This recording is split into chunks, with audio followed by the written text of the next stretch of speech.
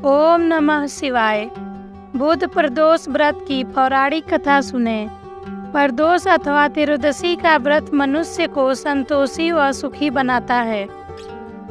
बुधवार के अनुसार जो प्रदोष व्रत किया जाता है वैसे ही उसका फल प्राप्त होता है। सूत जी के कथा के अनुसार त्रयोदशी का व्रत करने वाले को 100 गाय दान करने का फल प्राप्त होता है।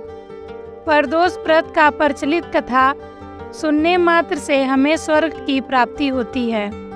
श्री सूत जी ने कहा, बुध त्रयोदशी प्रदोष व्रत करने से सर्व कामनाएं पूर्ण होती है। इस व्रत में हरी वस्तुएं का प्रयोग करना चाहिए। शंकर शिव जी की आराधना धूप बेलपत्र आदि से करनी चाहिए।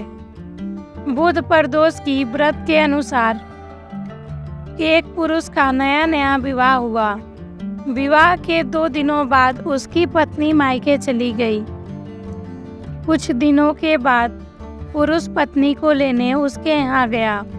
बुधवार को जब वह पत्नी के साथ लौटने लगा तो ससुराल पक्ष ने उसे रोकने का प्रयत्न किया। विदाई के लिए बुधवार शुभ नहीं होता, लेकिन वह नहीं माना और पत्नी के साथ चल पड़ा। नगर के बाहर पहुंचने पर पत्नी को प्यास लगी। पुरुष लोटा लेकर पानी की तलाश में चल पड़ा। पत्नी एक पेड़ के नीचे बैठ गई। थोड़ी देर बाद पुरुष पानी लेकर वापस लौटा, तब उसने देखा कि उसकी पत्नी किसी के साथ हंस कर बातें कर रही है और उसके लोटे से पानी पी रही है। उसको क्रोध आ गया।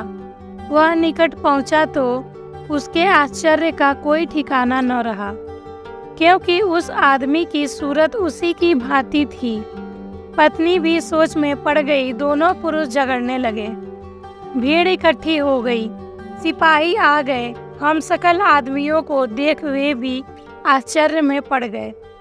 उन्होंने स्त्री से पूछा, उसका पति कौन है? वह चिंता में पड़ गई। तब वह पुरुष शंकर भगवान से प्रार्थना करने लगा, हे भगवान, हमारी रक्षा करें। मुझसे बड़ी भूल हो गई कि मैंने सास ससुर की बात नहीं मानी और बुधवार को पत्नी को विदा करा लिया। मैं भविष्य में ऐसा कदापि नहीं करूँगा। जैसे ही उसकी प्रार्थना पूरी हुई, दूसरा पुरुष अंतर्ध्यान हो गया। पति पत्नी सकुशल अपने घर पहुँच गए। उस दिन के बाद से पति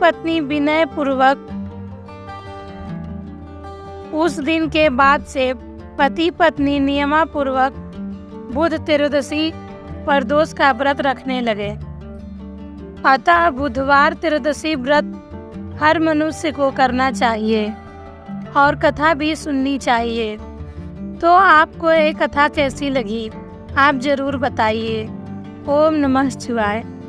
श्री शिवाय नमस्तुभ्यम।